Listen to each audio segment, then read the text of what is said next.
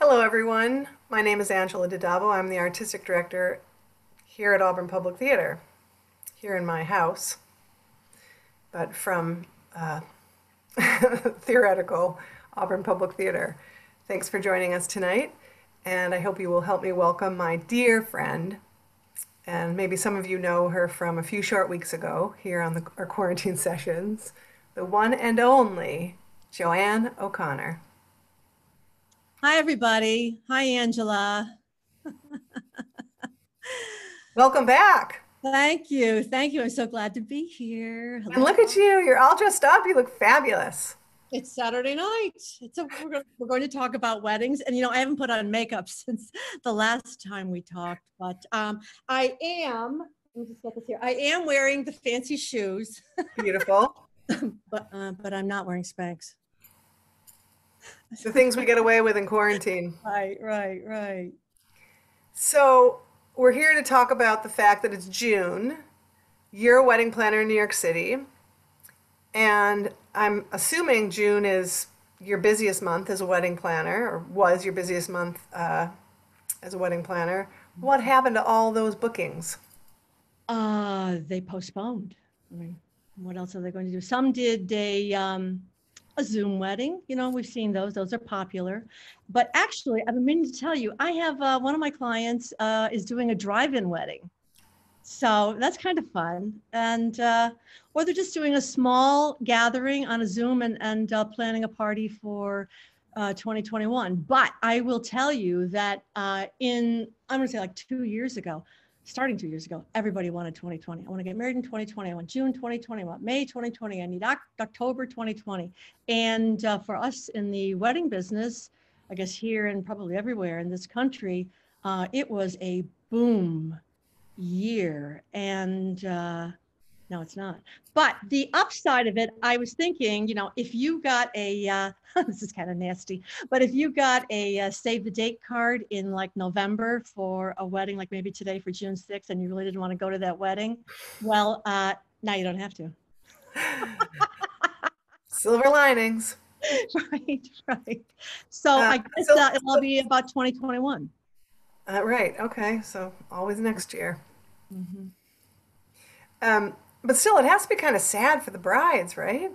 Oh yeah. I mean, you know, I think women start planning their wedding when they're 15, right? And then they really hunker down when they are engaged. And, you know, planning a wedding is most of the fun of it. You know, what colors, what flowers, what dress, what shoes, what music, what food. That's the fun of it, planning it. So it is very deflating. Yeah, lots of deflated brides. Speaking of cancellations, I'm, at Zoom, so I'm studying your background, and I'm seeing the painting behind you. The bride, I'm guessing she's not getting married. Is there a story there? Isn't that fabulous?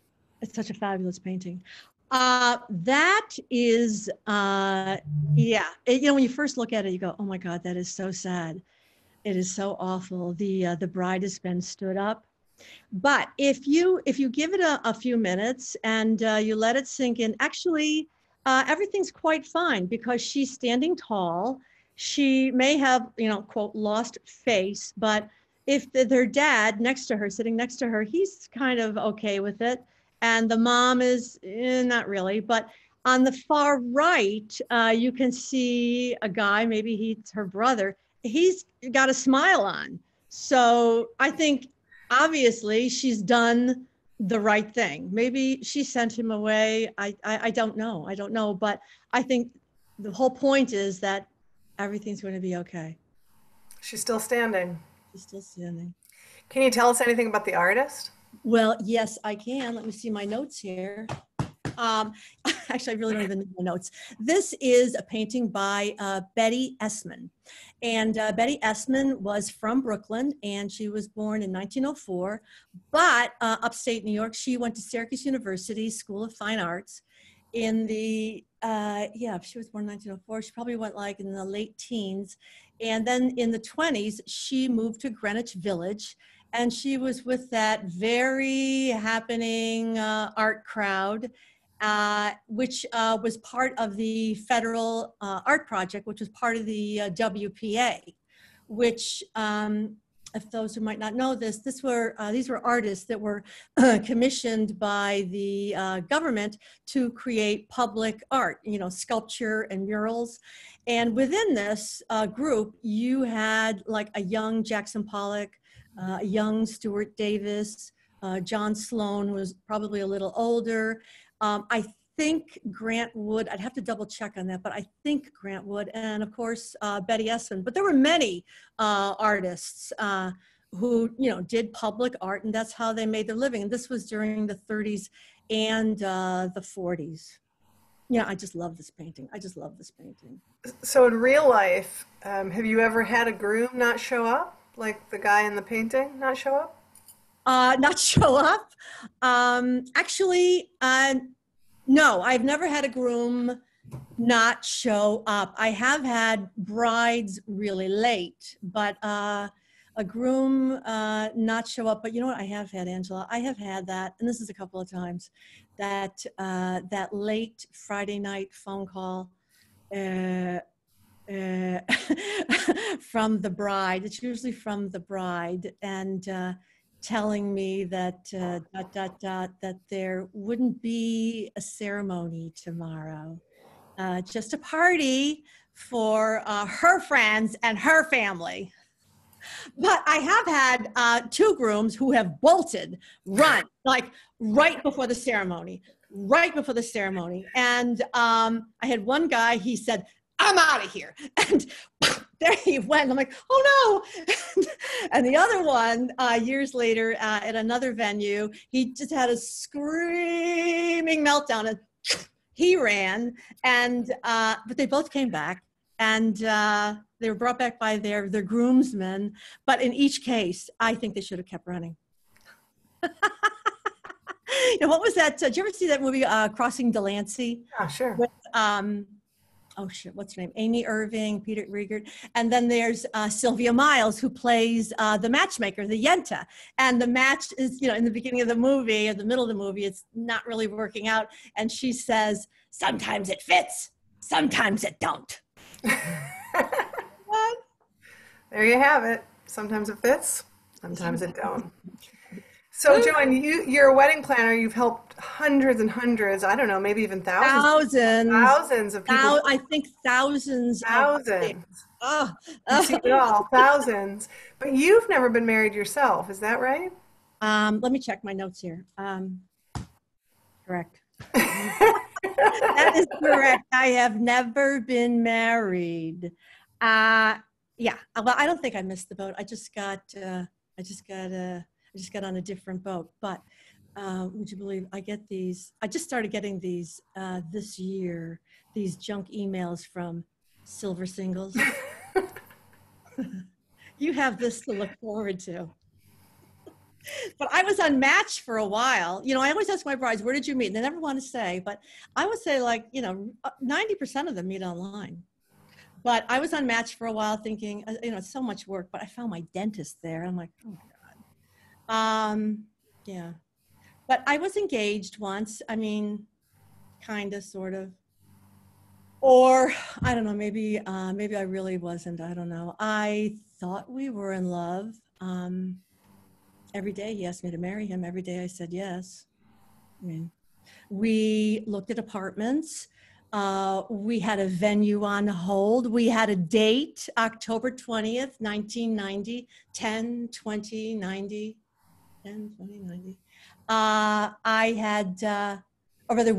We did this together. We had picked out the china, the Wedgwood Oberon. I have place settings for 10. It's just me and my dog here now. We have place settings for 10, and I have the sugar, the creamer, and I have the teapot. What was that? What was that poem of Edna St. Vincent Millay's? No, it was Dorothy Parker's. How'd that go again? Oh, by the time you swear you're his, shivering and sighing, and he vows his passion is infinite, undying. Lady, make note of this. One of you is lying. Love that. Dorothy Parker for the win. True. I don't know. Maybe we both were lying. And I guess I couldn't decide on the ring. That was a problem. He would take me ring shopping, honest to God, up and down Fifth Avenue. We would go to Tiffany's. We would go to Harry Winston's. We would go to Cartier. And check this out. I couldn't decide. Here's a guy that wants to buy me a big diamond ring at Winston's or Cartier, and I can't decide. So I just should have closed my eyes and pointed. And then I would at least have had the ring. But in the midst of all this indecision, I went by myself to Bulgari. And actually, I never know how to pronounce it, if it's Bulgari or Bulgari. I don't know. But do you know that place is right across from Tiffany's? Anyway, so you go in there, and it's very quiet, and it's very serious. And they take you to a back room, right? They take you to a back room, and they sit you at this little table. It's a little table, little sort of rectangular table, and you sit in this chair, and then you wait. And the room is very beige and very mauve. And then these two giant security guards come in, and they place a box, like a jewelry box, on the table, right? And then you just wait. They stand there, watching, right, like frickin' frack. And we wait, waiting. And then the salesperson enters.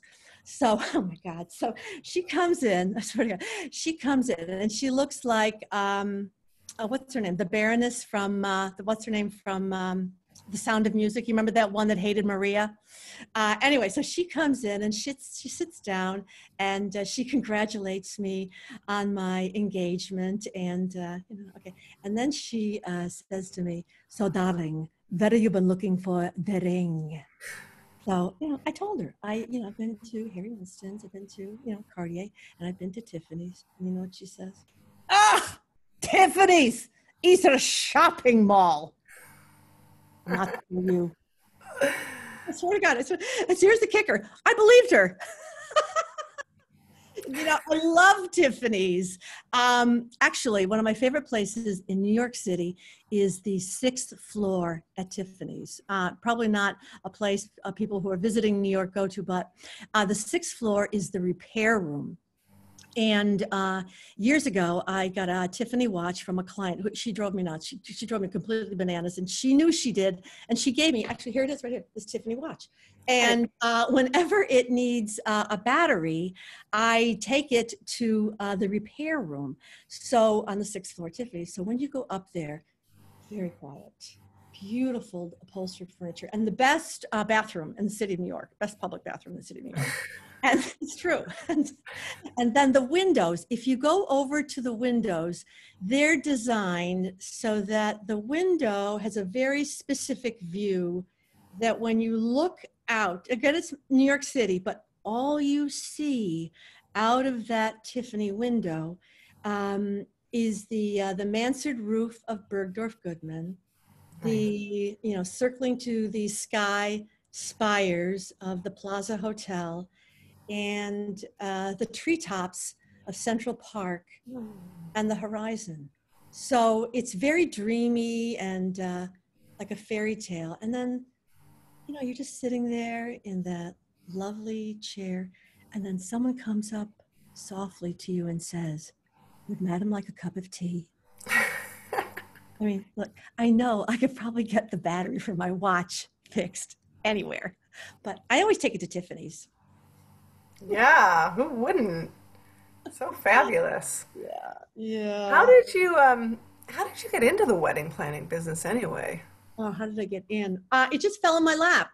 I was an actress for a long time. No, I wasn't an actress. I was a struggling wannabe actress. That's what I was. I was someone who went to auditions, who got callbacks, who got more callbacks and didn't get it. I had a lot of luck in other parts of my life, but I just didn't have that luck factor, which is, such an important component in the arts to be successful. In the arts, and I just didn't have that luck thing. But there were other women that I was, taking classes with, doing shows with, going to auditions with, and I will say, like Mary Louise Burke or Lisa Emery, who stayed in and now have had huge success. I don't know if you saw Ozark. Did you see Ozark?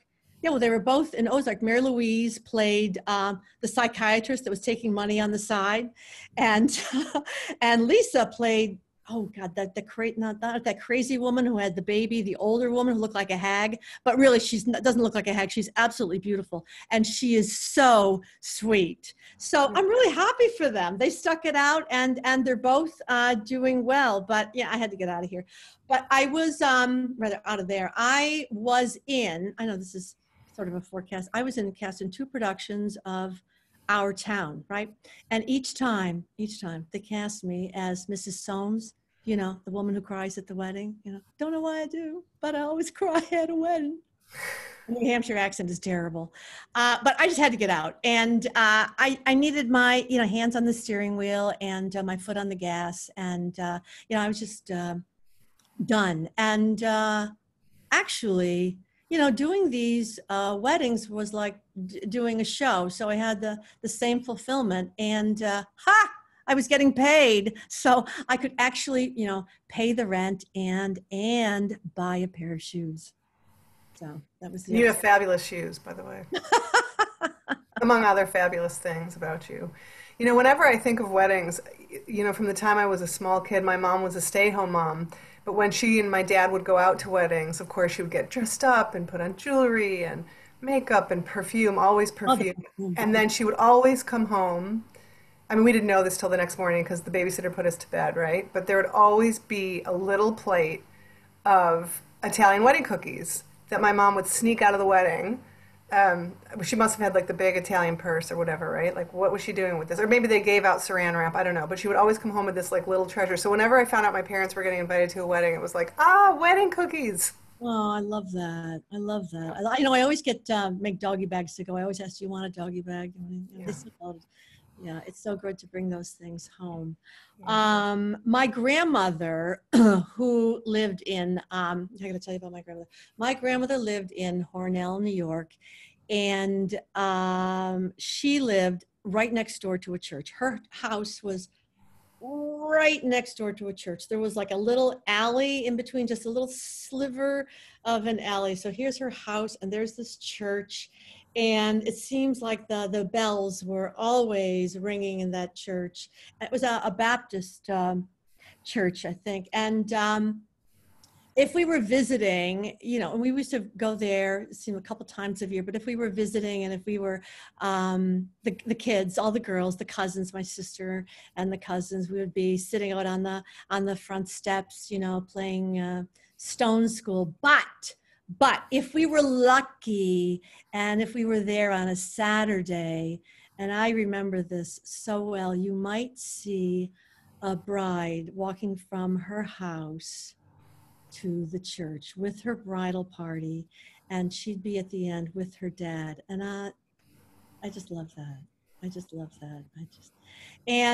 But when my grandmother got married, I've got to tell you about my grandmother's wedding, which she got married in 1920, which, oh my God, that's 100 years ago. She got married in 1920, 100 years ago, in September. And her wedding, ultimately, and we'll get to this, made headlines all across upstate New York. She was engaged to my grandfather. They got engaged in 1918, and that was right before he went over to France in the army. He was in World War I. He was in the trenches, right? And so they were engaged, and when he was over there in the trenches, he carried with him a little prayer book with my grandmother's picture in it, right? Mm-hmm. And strange enough, this morning when I woke up, this has been in the back of my mind for a couple of days, and I said to myself, when I woke up today, I said, where's that little prayer book of my grandfather's that he carried in World War I over to France and had with him in the trenches? And I said, well, I don't have time to find it right now. I don't have time. I got things to do. I gotta get my makeup on. I gotta get my hair done. I gotta find my dress. I gotta get ready. So I don't have time. But then I said, I gotta look. So I went back into the closet. I swear to God, I went back into the closet. I lifted up one suitcase off of an old trunk, and the trunk that's got all the family pictures in it. And I opened it up, and there was a box right there, and I opened up the box, and boom, it was right there. It was right there. The whole thing took me like 20 seconds to find.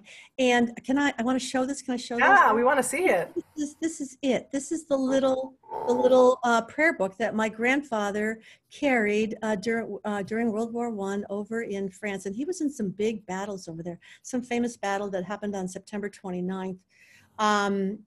1918, which was actually 2 years to the day that they got married. But so I'm going to,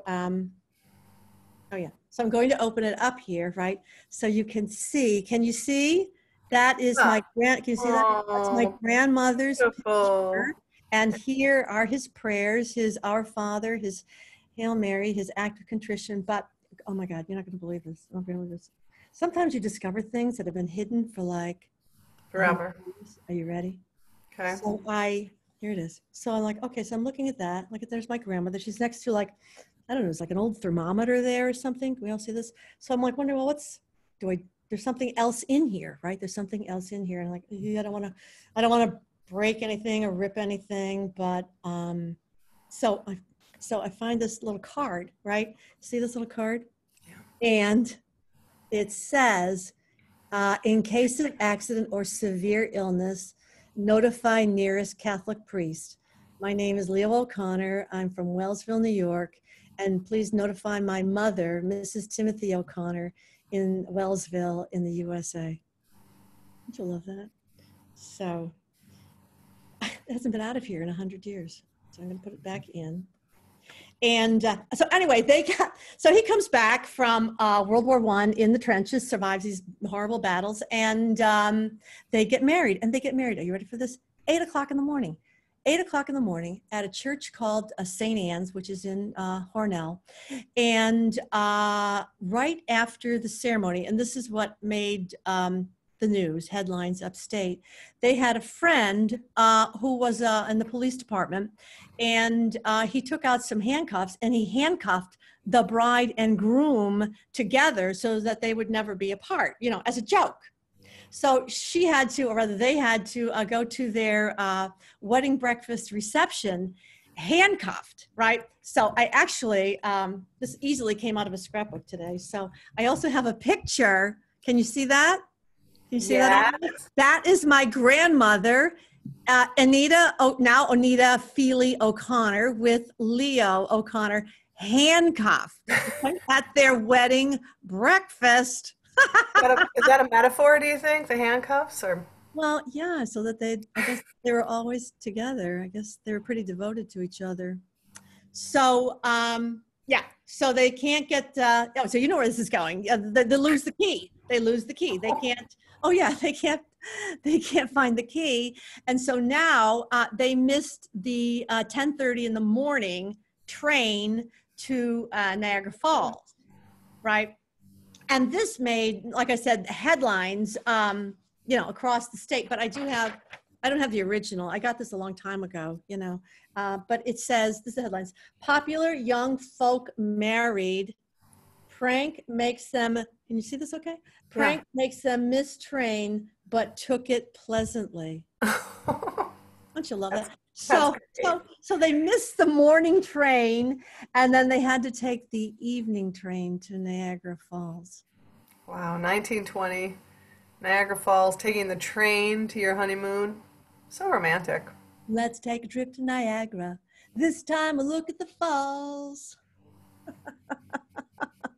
can never remember the rest of that song, but I do remember, if I go back to the 70s, the 1970s, when I used to work for a few weeks at the Skinny Atlas Country Club as a waitress. And this was after the summer theater had ended. I had sung and danced my way into the hearts of hundreds that summer. And that would have ended. And then I had a couple of weeks before I went back to Brockport to finish my theater degree. And so I worked as a waitress at the Skinny Atlas Country Club, and did the luncheons and the golf tournaments and the weddings. And there was this woman, I don't know if anybody out there remembers Mary O'Hara, but she was amazing. And she always was decked to the nines, and she ran that dining room and that kitchen like a general. And this one particular wedding, it was an afternoon wedding, wedding starting like around 1 o'clock in the afternoon. And the room was filled with yellow garden roses. And, we were setting up, we're just trying to figure out what glass goes where. And the band was there, and they were the Soda Ash Six, right? Band Soda Ash Six is setting up. And, but what happened is the bride and groom arrived really early. I mean, we're not even dressed yet. Nothing's done. But I will never forget, the band leader saw them come through the door, right? And bang, he hit it, right? Got the orchestra going. And the groom just swept her onto that dance floor. We're just standing there in our jeans, dusting silverware, cleaning silverware, brought her into the dance floor, swept her onto the dance floor. And I still remember, I know this sounds really corny, but it's so true. There were tears just going right down her cheek, and the sun was coming through the window. And I gotta tell you a funny story. Every time someone mentions to me that they are considering doing a late August wedding, boom, I go right back to Skinny Atlas, that band, that bride, and those yellow garden roses. Oh, that's so great. At that moment, right. There is nothing like a Skinny Atlas wedding.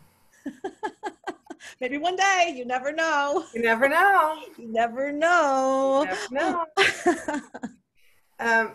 Different from Skinny Atlas weddings, back to New York City weddings. I'm sure you have done some celebrity weddings. Are there any that you can tell us about? Well, what is this? Auburn Public Theater, Access Hollywood. Just one.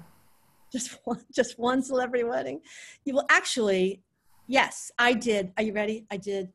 Such a thrill. I did Mel Brooks's son's wedding. I know. So thrilling. Pinch me. And I mostly work with Mel because his son was in California. So Mel was right here, in the neighborhood. He was doing the producers at that time. And I can't tell you how excited I am. But he's just a regular guy. He's just a regular guy. He's just a dad who's looking for a lovely and fun, I must say fun, wedding for his son. But I'll tell you, he's calling me all the time. All the time. Mel Brooks is on line one. Mel Brooks is holding, right? Or, or it's the intercom is like, Mel, it's Joanne, let me in. It's Mel. I've got an idea. And Joanne, what do you think about this idea? Joanne, maybe I should do this. And do you think I need to get some extra lighting? I know a guy. And it was great. I mean, we got to be like best friends. Again, he was just like a regular dad putting together a wedding. And then of course I got to meet and know his wife, Ann Baycroft, like Annie Sullivan and Mrs. Robinson. And she said, no, just call me Annie. Oh my God, I treasure the time I had with those two. Yeah. Oh, fabulous. I know. Mel Brooks. Just seem totally regular. What? They seem just like regular people, just marrying their son off. Yeah. But I have had, listen, I have had crazy. I've had deep crazy. I mean, how many? Really? Over 1,000 weddings. I'm thinking if I've been doing weddings, let me just say this. I've been doing weddings really since like the mid 80s. So have you like ever had anybody who wanted to, I don't know, like marry their dog? I'd marry mine if he'd asked me. Is he right here? Oh, he sounded asleep. He's right here. Hi, Oliver. Yeah. What about Bridezilla? He likes the arrangement as it is. Yeah, he's comfortable. It's good. Rent's paid. Yeah. Dog food gets delivered. Right. What about any these Bridezillas? Ever had a Bridezilla? Yeah, I wonder where that term came up. When did that happen? Bridezilla. There was like the Bride from Hell, and then it became Bridezillas. But actually, you know what it is? It's all that minutia today. It's all that stuff. They want and I get it. They want everything they see on Instagram. They want everything they see on Etsy, or is it Etsy, whatever, or Pinterest. And they have to have all those things. And all those things, kind of clog up, a fancy dress, a ceremony, and a beautiful party. I mean, that's really what it is. So I tell my brides, look, two things. Okay. Eat lunch, high protein. I want you to eat a grilled cheese sandwich and chocolate milkshake. And it's true. That's what I said. Grilled cheese sandwich and chocolate milkshake. What could be better?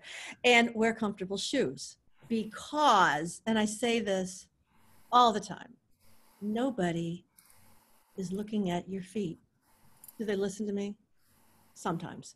So I had this bride. It was a winter wedding. And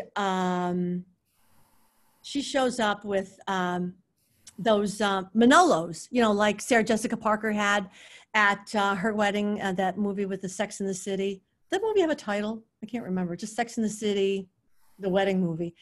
Anyway, listen, before I forget, remind me, I got to tell you a story about Big, Big, the boyfriend. Actually, you know what? Let me tell you right now, because that way, I won't forget. So anyway, Big. We're kind of going to go back in time here, but it's an amusing tale of New York. Again, this is before Sex and the City, and I was working for just one brief moment, maybe a couple of months at the Plaza Hotel. Nice. And, yeah, well, you think. They ruined it.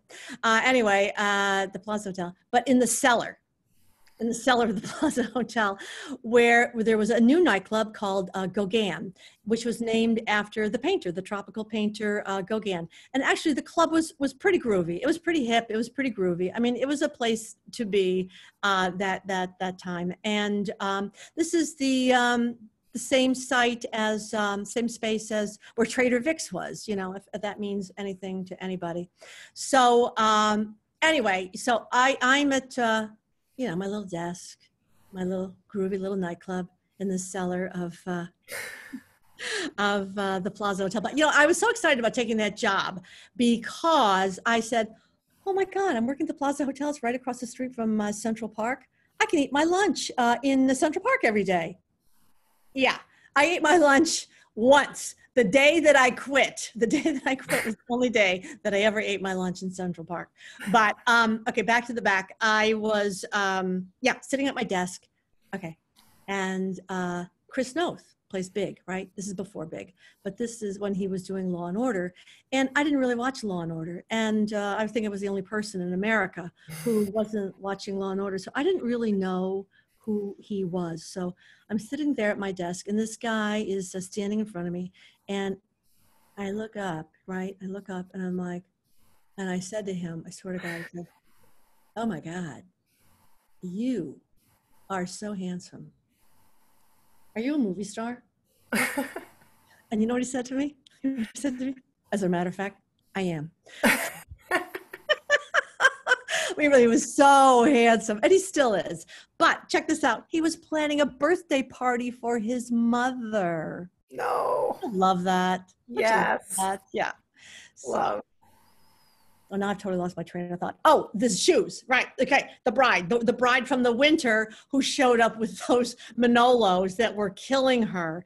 And again, it's a winter wedding, so she took off the Manolos and she put on her Ugg boots. So she's in her wedding dress with her Ugg boots.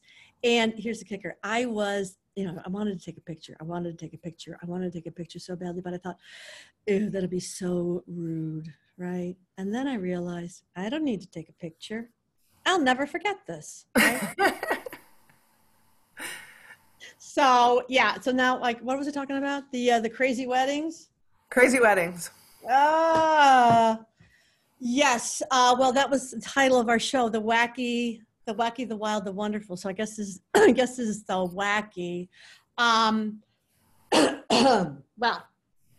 this is the truth. When I tell people, like, even in the wedding business here in New York, nobody can believe this. You're going to tell us, right? Yeah, I am going to tell you, right? Okay. So Great. This was probably, I would say about at least 20 years ago, maybe 21 or 22, because it was before 9/11.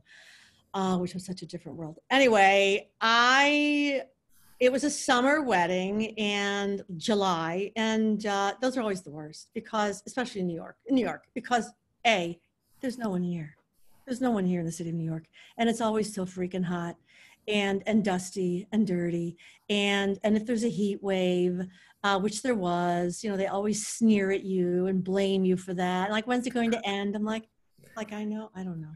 So anyway, I had this couple. Look at my notes here. I had this couple who I met just a few months before the wedding. Usually people meet like at least 6 or 8 months before, but this was just a few months before their wedding, and they had some different ideas, and they're like, "I'm open. I'm here. I'm with you, babe. Whatever you want, as long as you don't break it. Okay, it's fine." And so every time I would meet with them, well, actually, I got to describe them first, because, okay, the couple. He was very tall, 6 foot, and very pale, like ghosty, pasty white, and he had this long dark hair. Like Cher. He had hair like Cher, right? And Jesus. And she had very short hair, like a little pixie haircut. And so here they are. And every time I met with them, so that's important how they look. Remember that. He's tall, pale, long dark hair. She's short, very pixie-esque with short blonde hair. Okay, remember that. And I always say there'll be a quiz. Sometimes when I talk to a client, I say there's going to be a quiz and about this meeting. And I said, I'm going to ask you a question. If you answer it right, you get 10% off. Right? Anyway, so I'm meeting with them, and every time I meet with them, right, the groom, he was studying climatology at Columbia. This is way back then. And every time I would meet with them, he would say, "I don't know why we're getting married. It's the end of the world." And every time. And she would say, she talked out of the side of her mouth. She would go, "Oh, Mike, cut it out. We're getting married." I don't know why we're getting married. It's the end of the world. It's the end of the world. So So anyway, so the big day is almost here, right? And we do a rehearsal. You always want to do, a rehearsal if you can get all the people together the day before. And usually a rehearsal's for like 10, 15, maybe 20 people tops. And usually not with the minister or whoever's going to marry them, usually the planner, me. And we get everybody lined up. You're going to go to the right, you're going to go to the left, you're going to back out this way. It's just walking and breathing, folks. Okay, it's not that. What do I do now, Joanne? Keep walking. Okay, so like I said, it's usually like 10, 15, maybe 20 people. Well, she shows up with a bus of like 50 people. But that's all right, isn't it, Joanne? I'm like, 50 people, yeah, 50 people, and they all want something. They want a glass of water. Where's the bathroom? Can I get a drink? Is there anything to eat?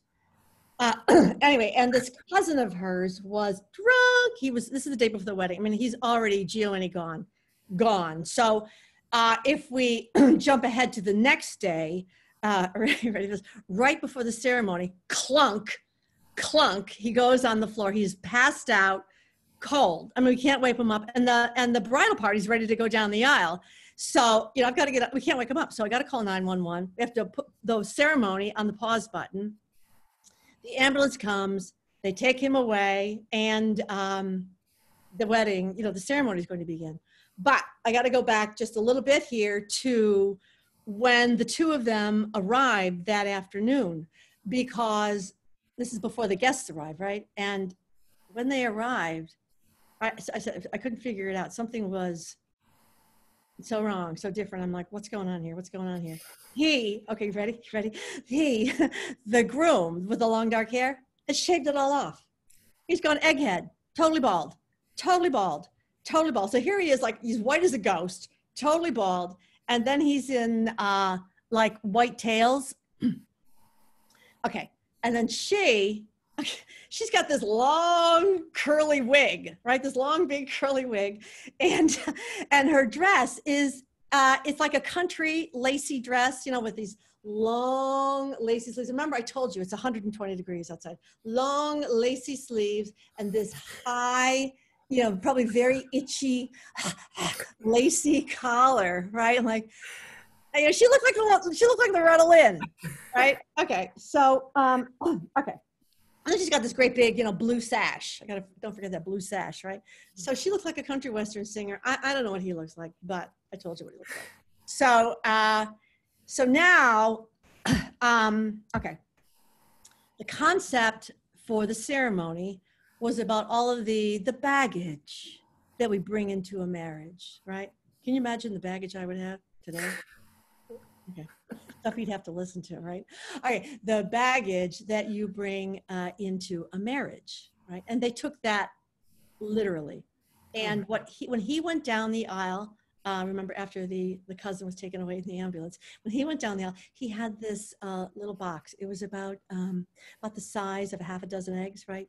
And they were going to exchange gifts during the ceremony. So in this box, he's got these semi-precious stones, right? And like, this one means, I don't know, I love you. And this one means integrity. I don't know, I'm just making this up because I can't remember, what exactly it was, but I did have the script. I did have the script to this wedding and I lost it somewhere and I have got to find that script one of these days. Anyway, so she comes down the aisle. Okay, this baggage thing, right? She, that's just what she did. So on her back, she's got a backpack. Remember the wedding dress? She's now wearing a backpack with a sleeping bag, and she's got a fanny bag, and she's got lots of purses, right? Lots of purses, and she's got a picnic basket, right? And she's got a giant suitcase on wheels that she's hauling behind her. So she's going down the aisle all hunched over with the backpack and the sleeping bag and the picnic basket and the fanny bag and the purses and this great big piece of luggage that she's lugging behind her. She looked like, what's that character's name from Waiting for Godot? The guy with the bags. Lucky. She looked just like Lucky from Waiting for It to Go. And I'm going to tell you how I know this, because I loaded her up. I had to put the costume on, right? And I'm like, just go. Just go. Okay. So, but I got to see what happens. So I'm like, I don't always watch all of the ceremonies, but this one, usually want to take a little break.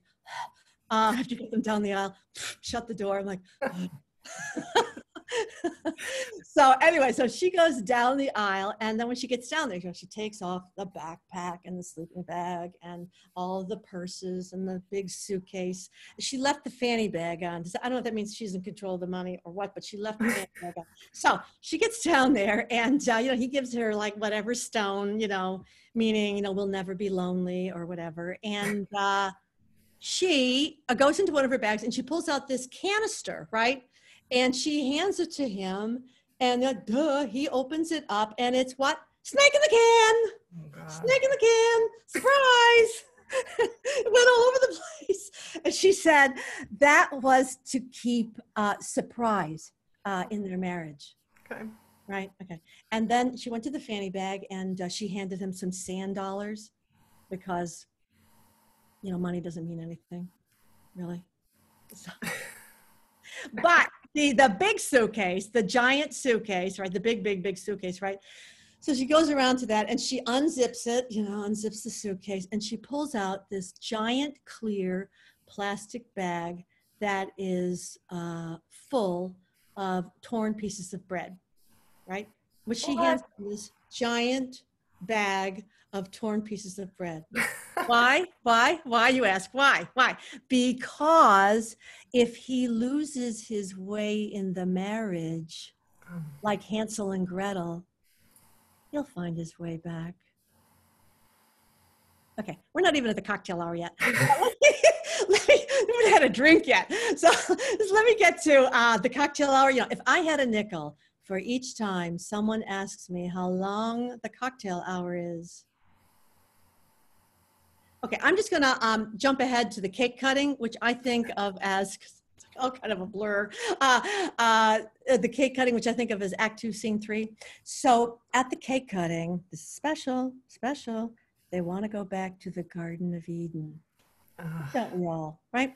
So with their florist, who is Jonathan. Remember we talked about Jonathan last week? He does Paul McCartney's flowers. Okay, Jonathan comes back because we are going to dress them in the Garden of Eden as Adam and Eve.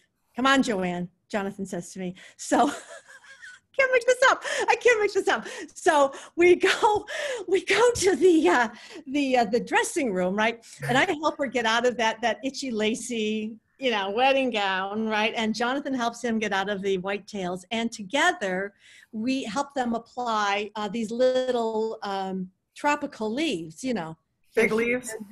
Like fig leaves, but I can't remember what kind of leaves, but they were probably tropical leaves, it'd be a little bigger. And so put these little leaves. There wasn't a net. She didn't have a net like a showgirl. It was leaves and leaves, right? And so they kept their shoes on. So so this is how they went back to cut the cake, dressed as Adam and Eve. And this is how they said, I remember, I still see them at the door saying goodbye to everyone. In their leaves and their shoes, right? So when they left, this place was in Times Square, right on a side street in Times Square. Out in front, they had a baby blue 1950s style Cadillac. I don't know what kind of car it was, like fins, and in the leaves, I swear to you, in the leaves, in the car, away they went. Bye-bye. Bye-bye. And, so that one's done. Okay. But, Sunday, Monday, Tuesday, ding-a-ling-a-ling, the phone rings, right? She wants to talk. She's got some issue, right? And she doesn't want to talk about it on the phone. She wants to meet in person. Ugh. What? So she's like, all right, come on down. So she comes down, and are you ready for this? She's ticked because it went too fast. It went too fast, So, listen, I always tell my brides that moment you wake up in the morning, you open your eyes, and in an instant, you have a knife in your hand and you're cutting the cake. It goes that fast. I can't control the clock. That's how fast it goes. So I don't know what she wanted. I don't know. So you've had a bridezilla, you've had a crazy wedding, you've had a celebrity wedding, many celebrity weddings. Many celebrity weddings, What yes. about your grandma's and grandpa's romantic handcuffing and late train to Niagara Falls? Besides that one, do you have a memory of any other like super romantic weddings that you've done? Uh, I've done a couple Valentine's Day weddings, which are always kind of special. Yeah. And in each case, that bride wore a pink dress, light pink dress. But if I was to think about my most romantic wedding had to be Muriel and Jerry. Muriel and Jerry. Muriel was 92. Jerry was 94. And they had met a long time ago in Auschwitz as kids, right? And they were liberated together, and they both came to America, and they both married other people. And but they always stayed in touch. And Jerry lived in Brooklyn with his wife, and Muriel lived in Queens with her husband.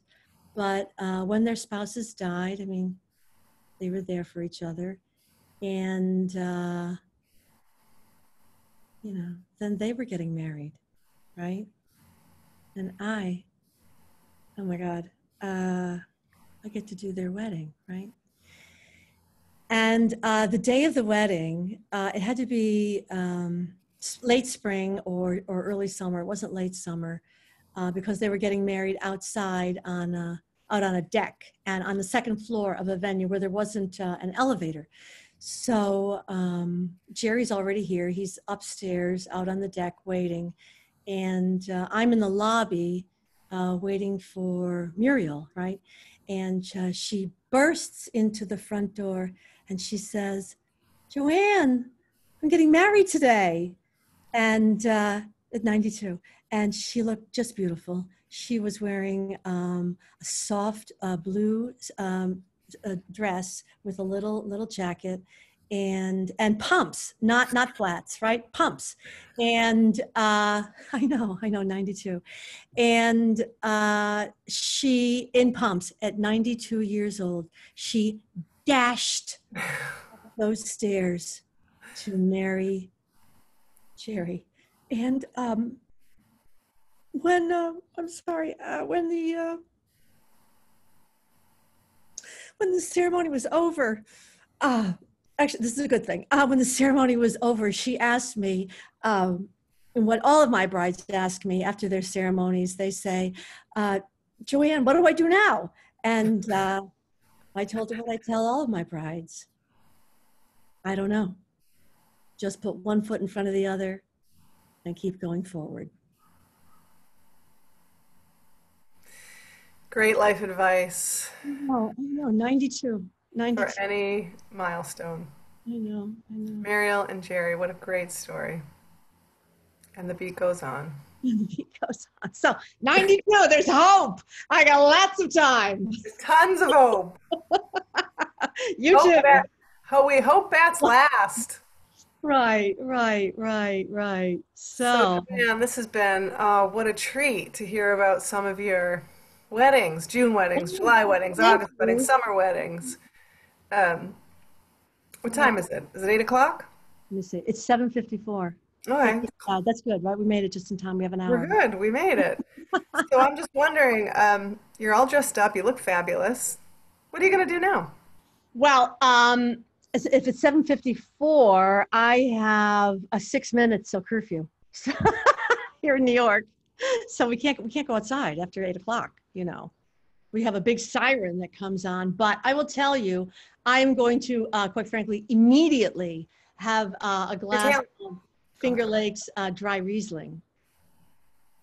And actually, I have in my cupboard my grandmother's crystal. So I am going to have that dry Riesling in my grandmother's crystal. And other than that, I'll see what's on TCM. That's it. What about you? What are you going to do? Well, I'm going to have a date with my dog. Okay, we could double date We sometime. could double date. I could come to New York. We could walk our dogs in Central Park. Right, right, right. I have a date with my dog. So when the sun goes down and all the people, especially those who aren't wearing their masks, leave, then my dog and I, Sammy boy, we walk around Skaneateles. Nice, nice, Yeah. nice, nice. Thanks for spending the night with us. Oh, thanks for inviting me. And hey, everybody, I don't know, I'll see you soon. And I'm seeing you here. And everybody stay safe. I mean, put that mask on. And remember, all we had to do was wash our hands. Remember I that know. first time? Yeah. Good, All good we old had to do was days. wash our hands. And not touch Good our old days. face. All right, listen, darling, I love you. Call me. Mwah! Bye, everybody. Thanks.